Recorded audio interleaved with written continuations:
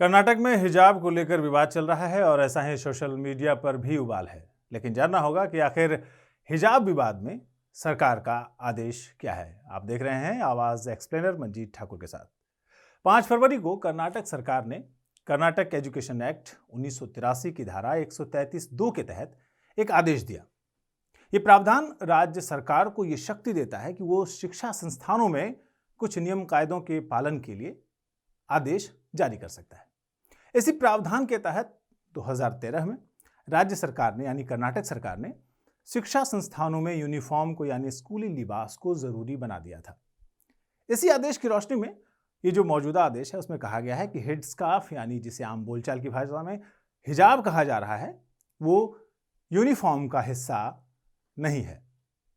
इस आदेश में कहा गया है कि हेड स्कार्फ पहनना मुस्लिमों के लिए जरूरी धार्मिक पाबंदी का हिस्सा नहीं है। आपको पता होगा कि धार्मिक पाबंदी के तहत आने वाले लिबास को पहनने की आजादी का जिक्र संविधान में किया गया है, यानी भारत के संविधान में इसे पहनने की छूट दी गई है। कर्नाटक सरकार के इस आदेश में 3 पहले के मुकदमों का हवाला दिया गया है, जिसे 3 अलग अलग हाईकोर्ट ने सुनाया है। 3 अलग हाईकोर्ट के आदेशों के हवाले से राज्य सरकार का यानी कर्नाटक सरकार का कहना है कि हेड स्कार्फ पहनने पर रोक से मौलिक अधिकारों का हनन नहीं होता है। तो आइए जानते हैं कि वो 3 हाईकोर्ट के फैसले क्या थे और वो मामले क्या थे, और 3 वो जो हाईकोर्ट थे वो कौन से थे जिन्होंने ये आदेश दिया था। इनमें से सबसे ताजा मामला रहा 2018 का केरल हाईकोर्ट का। ये केस फातिमा तंसीम बनाम केरल राज्य के नाम से जाना जाता है, जिसमें 2 नाबालिग लड़कियों के पिता मोहम्मद सुनीर ने एक रिट दाखिल की थी। इसे याचिकाकर्ता ने स्कूल प्रशासन के पूरे बाजू के कुर्ते और हेड स्कार्फ पहनने पर लगाई गई बंदिश को चुनौती दी थी। स्कूल का कहना था कि ये स्कूली यूनिफॉर्म के नियमों के खिलाफ है।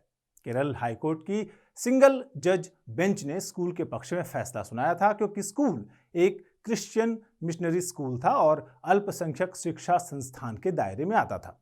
अदालत का कहना था कि स्कूल में सामूहिक अधिकारों को किसी एक छात्र की निजी अधिकार पर तरजीह दी जानी चाहिए, यानी एक छात्र का जो निजी अधिकार है उस पर सामूहिक लोगों के अधिकार को जो है चुनौती नहीं दी जा सकती। इसके पीछे दूसरे हाईकोर्ट के फैसले की तरफ चले तो वो जो साल 2003 का मामला था और ये बॉम्बे हाईकोर्ट में दाखिल हुई एक याचिका थी। ये केस था फातिमा हुसैन सैयद बनाम भारत एजुकेशन सोसाइटी का, जिसमें एक नाबालिग लड़की ने स्कूल के यूनिफॉर्म को चुनौती दी थी।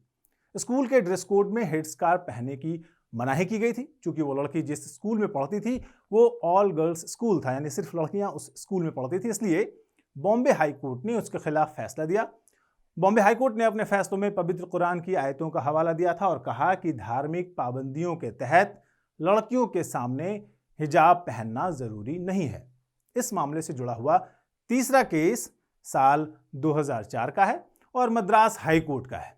इस मामले में स्कूल के शिक्षकों पर ड्रेस कोड लगाने को लेकर याचिका दाखिल की गई थी। हालांकि मद्रास हाईकोर्ट ने कहा कि ड्रेस कोड लगाने के पीछे कोई कानूनी वजह नहीं है, लेकिन अदालत ने इस बिना पर इस मामले में दखल देने से इनकार कर दिया कि शिक्षकों को अनुशासन की मिसालें पेश करनी चाहिए और उन्हें छात्रों के लिए रोल मॉडल की तरह पेश आना चाहिए। इस रूलिंग में हिजाब पहनने पर कोई राय नहीं दी गई थी या फिर धार्मिक आज़ादी जो संविधान के अनुच्छेद 25 के तहत दी गई है उस पर भी चर्चा नहीं की गई थी। बहरहाल कर्नाटक हिजाब विवाद में अदालत में जो याचिकाकर्ता गई हैं उनकी दलील है कि इन तीनों हाईकोर्ट वाले मामले, इन तीनों मामलों में 3 परिस्थितियां अलग अलग थी और उसे कर्नाटक के मामले में लागू नहीं किया जा सकता है। इसका मतलब है कि हाईकोर्ट को पहले यह तय करना होगा कि हिजाब पहनना क्या जरूरी धार्मिक परंपरा है या नहीं है। अगले वीडियो में हम ऐसे ही किसी मुद्दे पर फिर से तथ्यों को लेकर के आएंगे और इस कार्यक्रम को आप देखते रहिए जिसका नाम है आवाज एक्सप्लेनर मंजीत ठाकुर के साथ। नमस्कार।